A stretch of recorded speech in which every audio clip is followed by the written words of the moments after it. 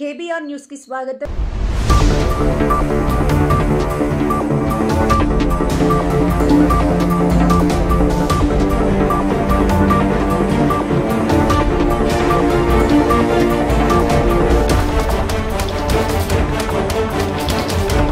ఆంధ్రప్రదేశ్లో మరో ఘోర బస్సు ప్రమాదం చోటు చేసుకుంది.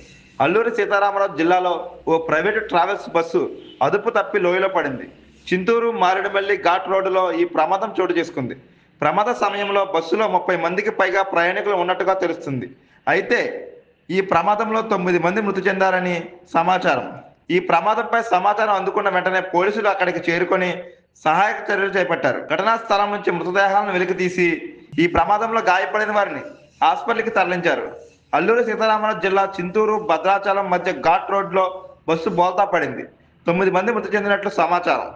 క్షతగాత్రులను చికిత్స నిమిత్తం భద్రాచలం ఆసుపత్రికి తరలించారని అల్లూరి సీతారామరాజు జిల్లా కలెక్టర్ దినేష్ కుమార్ చెప్పారు.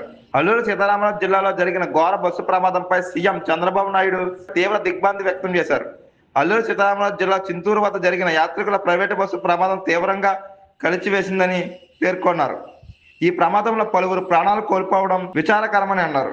ఈ ప్రమాదంపై అధికారులతో మాట్లాడి బాధితులకు అందుతున్న సాయంపై వివరాలు సేకరించారు. క్షతగాత్రులకు మెరుగైన వైద్యం సాయం అందేలా అన్ని చర్యలు తీసుకోవాలని అధికారులను ఆదేశించారు. ప్రమాద మృతుల కుటుంబాలను ప్రభుత్వ పరంగా ఆదుకుంటామని హామీ ఇచ్చారు. ఒక వారం రోజులు ఈ విధంగా వారం రోజులకు రకరకాల ప్రాంతాలు చూసుకుంటూ వచ్చాము. నిన్న అరకు వెళ్ళాము, సింహాచలం వెళ్ళాము, అరసి వెళ్ళి శ్రీకాకుళం చూసుకొని ఈ భద్రాచలం వెళ్తుంటే ఉదయం అదే 4:30 గంటల ప్రాంతంలో బ్రేక్ ఫెయిల్ కావడం ఏం తెలియదు మాకు.